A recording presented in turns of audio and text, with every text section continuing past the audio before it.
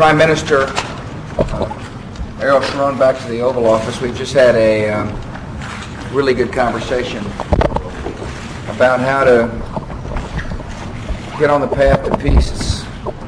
I want peace. Our government wants peace. The Prime Minister is interested in peace, of course. And we had a good discussion about how to move forward. One of the things that I think is important, the Prime Minister discussed this as well, is for us to immediately begin to help rebuild a security force in Palestine that will fight terror, that will bring some stability to the region. I think it's very important that there be a unified security force, that at the same time we need to work for other institutions, a constitution, for example, a framework for the development of a state that can help bring security and hope to the Palestinian people and the Israelis. And one of the things we got to make sure that we do is any vision understands that there are people in Israel who long for security and peace, people in the Palestinian world who long for security, peace, and economic hope. To this end, I've told the Prime Minister that George Tenet will be going back to the region to help design the construction of a security force, a unified security force that will be transparent and held accountable. And so I really am pleased with our conversation. As I've said, there are responsibilities to be had by all the parties. Discuss those responsibilities. I've told the Prime Minister there's nothing more than I want than to be peace in the region, and that I look forward to working with him and his government to achieve that peace. Prime Minister, welcome. Glad to hear. Thank you so much. I'm very glad to have this opportunity to come again here to meet with you, Mr. President. I would like to thank you for all your efforts and really to act against terror worldwide. We appreciate that, and we appreciate your leadership and courageous decisions. And of course, I would like to thank you for your friendship. Israel is a peace-seeking country, and we are, after many, many years, being involved in many wars, heavy battles, and now after the last operation that we carried out against the infrastructure of terror in Samaria and Judea, or as we call it, the West Bank, I believe that there is a chance now to start and move forward. We discussed these issues, how to move forward.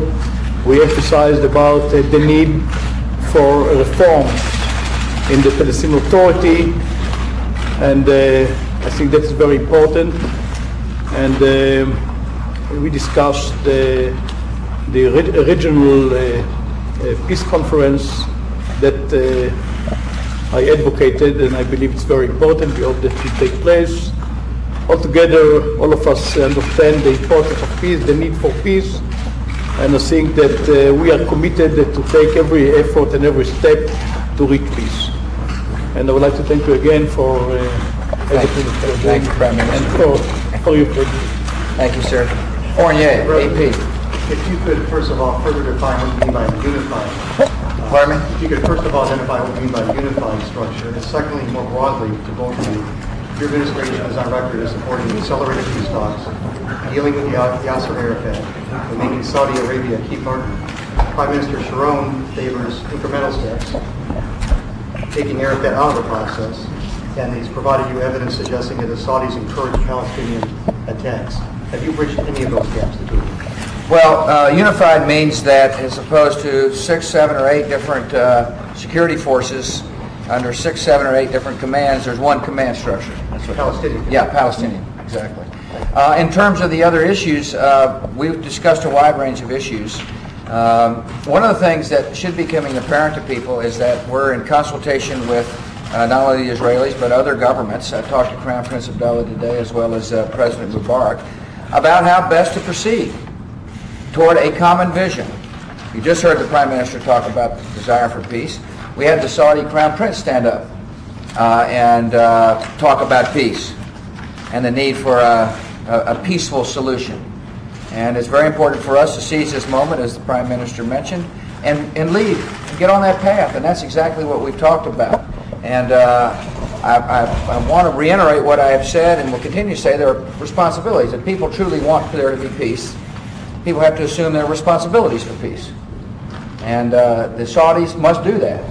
And they're willing to do that. The Crown Prince, again, and I talked and I made it clear to him that we've got to fight terror in the region for there to be peace, and that he and the other leaders must work and must convince the Palestinian Authority that they have got to do everything in their power to lead toward a solution.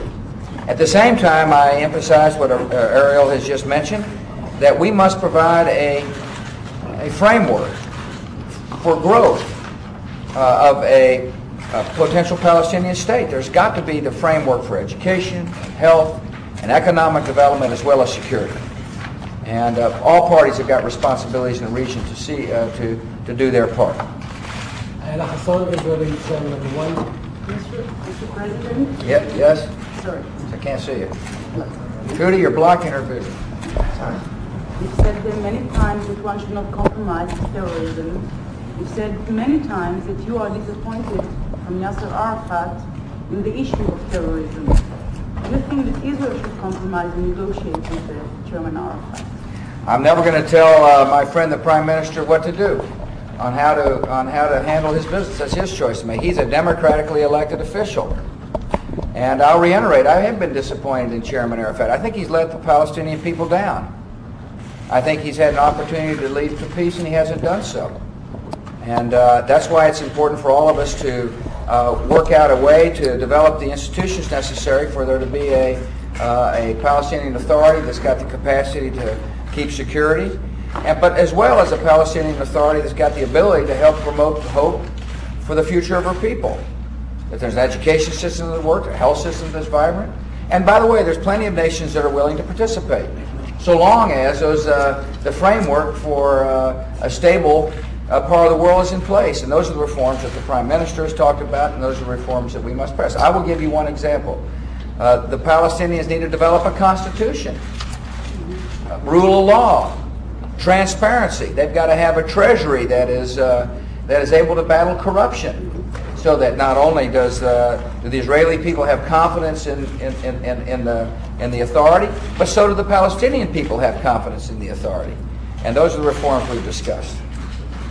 Randy? Mr. President.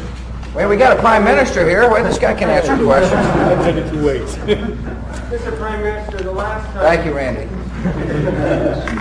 The last time you met President Bush, you accepted the idea of a Palestinian state at the end of the peace process. Do you still support the establishment of a state? And Mr. President, do you believe that a state should be the stated goal of a peace process? Yes, I haven't changed my position. Thank you. I think that it's still premature to discuss this issue. I think that what we have to concentrate now is making every effort that a real reform will take place.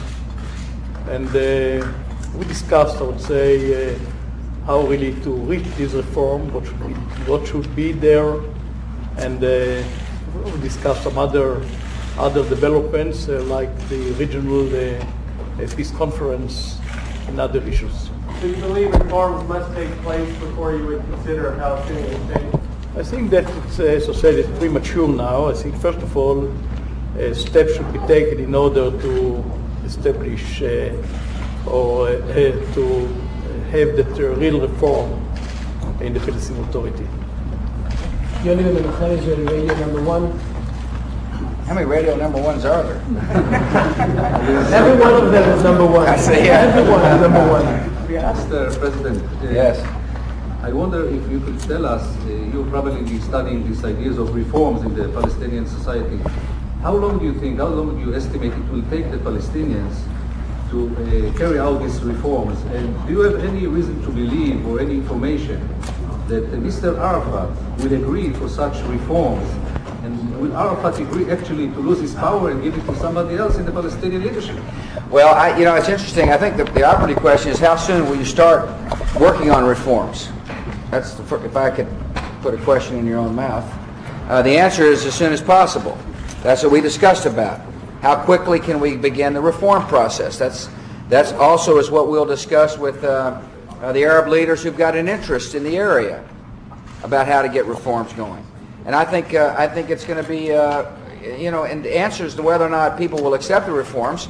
Look, our job is to convince the Saudis, the Jordanians, the Egyptians that these reforms are absolutely necessary.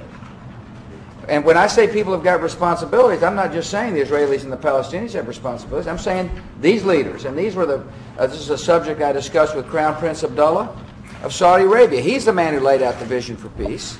He's also a man who understands that by reforming the Palestinians, we have a chance to achieve peace.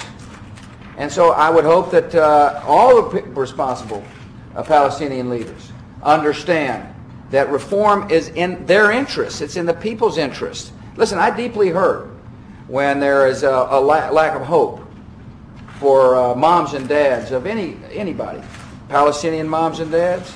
It bothers me. It bothers me to think there are some whose children are so hopeless they're willing to commit suicide. And so one of the things we've got to work for, and one of the things our nation will work for, is reforms coupled with humanitarian help. Reforms with the chance for there to be economic development, so people can realize a normal life. And as to who's going to accept what, we'll find out. But one of the things that's going to be clear is that the world is rallying toward these reforms. And that's what our job is to do, is to lead them to those reforms. It makes a lot of sense, and this is a good first step toward the path to peace. Listen, thank you all for coming. Thank you very much, Lads.